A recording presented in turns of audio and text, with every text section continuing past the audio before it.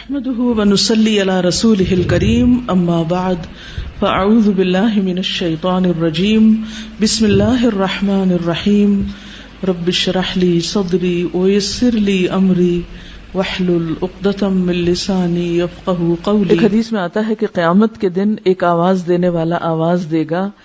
عقل والے لوگ کہاں ہیں، عقل والے کہاں ہیں؟ لوگ پوچھیں گے کہ عقل والے کون ہیں؟ جواب دیا جائے گا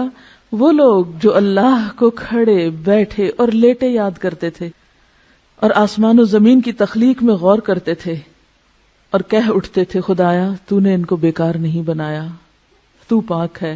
بس ہم کو جہنم کے عذاب سے بچا لے۔ یہ ہیں عقل والے جن کا ذکر ان کے اندر فکر پیدا کرتا ہے کہ یا رب آخرت کے عذاب سے بچا لے،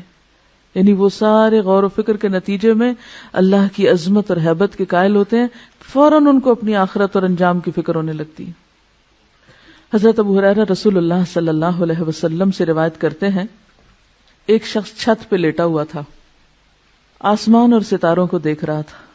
دیکھتے دیکھتے اس کے دل پر اللہ کی ایسی ہیبت آئی، ایسا عظمت کا احساس ہوا کہ بولا خدا کی قسم مجھے یقین ہے کہ تمہارا پیدا کرنے والا کوئی ہے، تم خود نہیں بنے۔ ستاروں کو دیکھ کے وہ کہتا ہے اے اللہ تو مجھے بخش دے، تو جو بھی ہے تو مجھے بخش دے۔ اسے کوئی پتہ نہیں کہ پیغمبر کون ہے، کتاب کیا ہے، کچھ نہیں، وہ صرف نشانیوں کو دیکھ کر اپنے رب کو پہچان رہا ہے، کیونکہ جو واقعی اللہ کی عظمت اور ہیبت اور قدرت اور کمال کو جان لیتا ہے نا، تو اس کے دل میں پہلا خیال یہ ہے کہ اللہ پھر تو مجھے بخش دے، مجھے معاف کر دینا، میں بہت چھوٹی چیز ہوں، بہت گناہ گار ہوں۔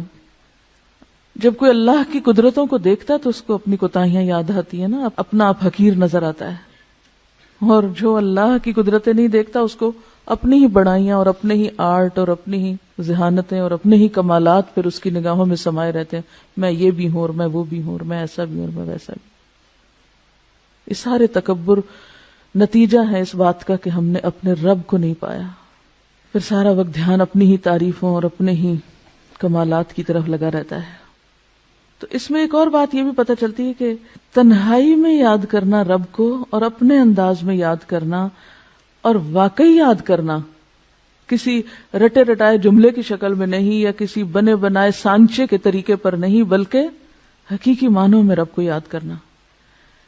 اسی لیے ایک حدیث میں آتا ہے کہ جو شخص تنہائی میں اللہ کو یاد کرے وہ ایسا ہے جیسے اکیلا کفار کے مقابلے میں چل دیا ہو۔ وآخر دعوانا ان الحمد للہ رب العالمین،